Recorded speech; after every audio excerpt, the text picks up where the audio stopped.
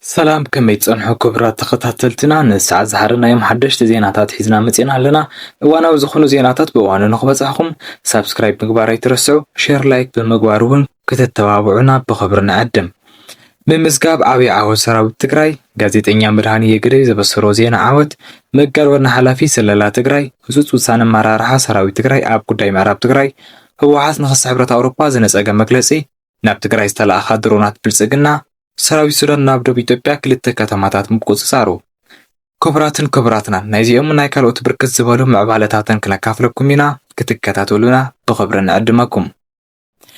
ሰራዊት ትግራይ ዓብይ ዓወት ከም ዝሓፈሰ ጋዜጠኛ መድሃኒ የግደይ ሒዝዎ ዝወፀ ሰበር ዜና ይገልጽ ካብ ግንባራት ዝተረኸበ ትኩስ ዜና ክንብለሶ ኢና መጀመርያ ግን ብዛዕባ ኣብ ትግራይ ዝካየዱ ዘለዉ ወሰንቲ ስጉምታት ክነስማዓኩም ሕዚ ካብ መቐለ ዝተረኸበ ሓበሬታ ከም ዝገለጾ መንግስቲ ትግራይ ኣብ ልዕሊ ላዕለዎት ሓለፍቲ ናይ እገዳ ስጉምቲ ከም ዝወሰደ ተሓቢሩ ካብቶም ዝተኣገዱ ላዕለዎት ሓለፍቲ ትግራይ ኮሎኔል ተወልደ ዕንበብ ከም ዝርከቦም ካብ እሙናት ፍልፍላት ዝተረኸበ ሓበሬታ የርድእ ኮሎኔል ተወልደ ዕንበብ ዋና ሓላፊ ክፍሊ ስለላ ሰራዊት ትግራይ ኮይኑ ይሰርሕ ከም ዝነበረ ዝፍለጥ እንትኸውን ምድቡ ምስኒ ጀነራል ውድ ወረዳ ከም ዝኾነን ምስ ብልጽግና ከም ዝሰርሕን ይጥርጠር ከም ዝነበረን ንኣዋርሕ እውን ኣብ ማሕበራዊ ሚድያ መዘራረቢ ኣጀንዳ ኮይኑ ከም ጸንሐን ይፍለጥ ፍልፍላት ከም ዝሕብርዎ ኣብ ልዕሊ ተወልደ ዕንበብ ንኣዋርሕ ዝቐጸለ ምርመራታት ክግበር ከም ጸንሐን ሕዚ ብደብዳቤ ፕረዚዳንት ትግራይ ከም ዝተኣገደን ተፈሊጡ ኣሎ እቲ ዝተረኸበ ሓበሬታ ወሲኹ ከም ዝገለጾ ኮሎኔል ተወልደ ዕንበብ ተወሳኺ ምጽራያት ክሳብ ዝግበር ብግዚያዊነት ከም ዝተኣገደ ተገሊጹ ኣሎ ምስ ተወልደ ዕንበብ ዝተኣገዱ መራሕቲ ከም ዘለዉ ዝገለጹ ፍልፍላትና ንግዚኡ ግን ሽም ዝርዝሮም ከም ዘይተፈለጠ ተሓቢሩ እዚ ከም ዝልና ሃለወ ሕወሓት ንኽስ ሕብረት ኣውሮፓ መልሲ ከም ዝሃበት ተሓቢሩ ሕወሓት ኣብ ዘውፅኦቶ መግለጺ ሕብረት ኣውሮፓ ኣብ ልዕሊ ሕወሓት ዘቕረቦ ክሲ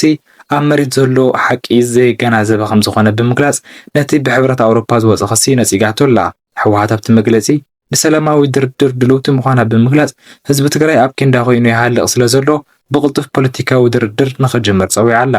ኣብ ጉዳይ ብልጽግናን ሕወሓትን ትንተና ዝሃቡ ተንተንቲ ፖለቲካ ከም ዝገለጽዎ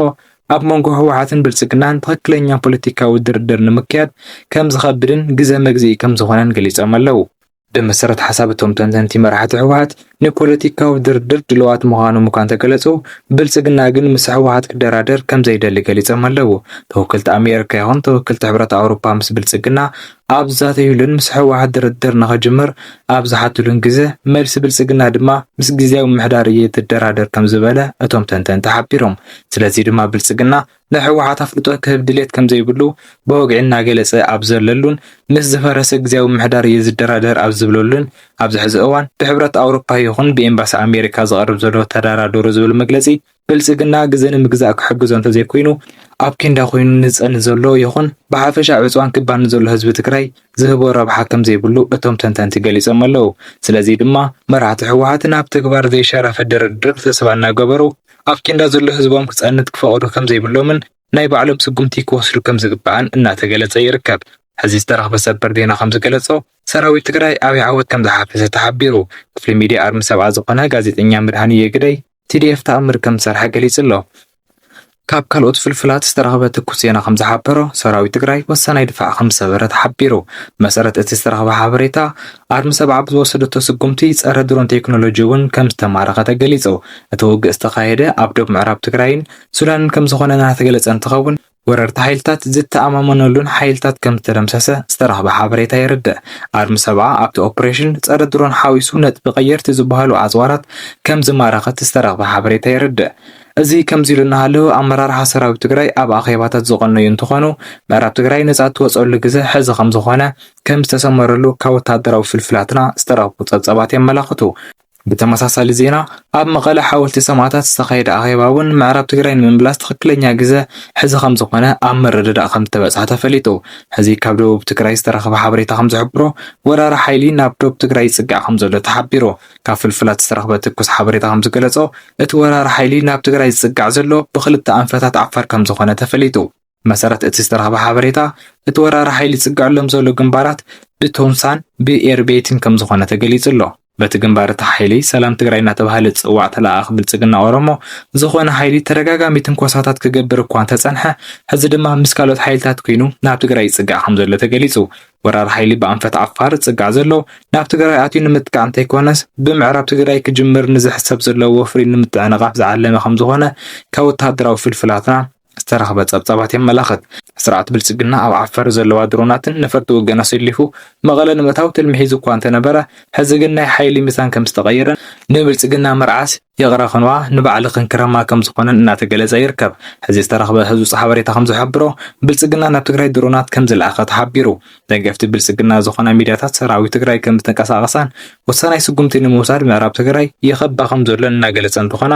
ነቲ ዝግበር ዘሎ ናይ ሰራዊት ትግራይ ምንቅስቓስ ንምቁፃር ድማ ብልጽግና ናብ ትግራይ ድሮን ከም ዝለኣኸ እናገለጸ ይርከባ። ትግራይ ዝተፈላለየ ዘመናዊ ፀረ ድሮን ቴክኖሎጂ ዝወነነት ከም ዝኾነ ዝግለጽ እንትኸውን ኣብ ዝተወሰኑ እዋናት ካብ ዝገበረቶም ናይ ሲግናል ጠለፋ ወፃኢ ኣብ ልዕሊ ድሮናት ብልጽግና መጥቃዕቲ ከም ዘይወሰደት ዝተረኽበ ሓበሬታ ይርድእ። ካብ ትግራይ ዝተረኽበ ተወሳኺ ሓበሬታ ከም ዝገለጾ ትግራይ ዘመናዊ ድሮናት ዝወነነት ከም ዝኾነት እውን ተገሊጹ። እዚ ከምዚ ኢሉ እናሃለወ ሰራዊት ሱዳን ዓብዪ ዓወት ከም ዝሓፈሰ ተሓቢሩ።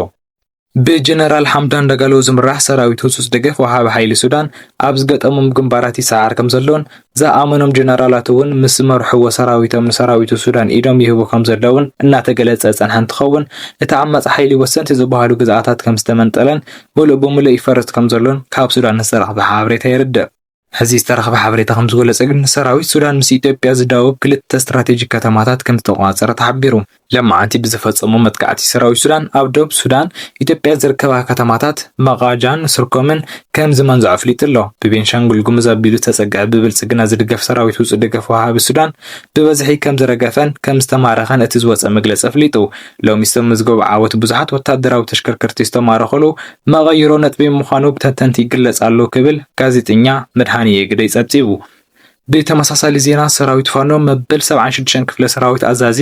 ሙሉእ ኮሎኔል ኣበራን ኮሎኔል ኣሎምን ከም ዝደምሰሰን ከም ዝተረጋገጸ እናተገለጸ ይርከብ።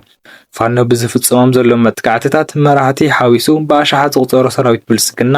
ብድምሳሱ ቀጺሉ ከም ዘሎ ጋዜጠኛ መድሃኒየ ግደይ ገሊጹ ኣሎ። ክቡራት ተኸታተልትና ንሰዓት ዝሓዝናዮም ጸብጻባትና እዚኦም ይመስሉ ነይሮም። ቻነልና ሳብስክራይብ ምግባር ኣይትረስዑ። ሰላም።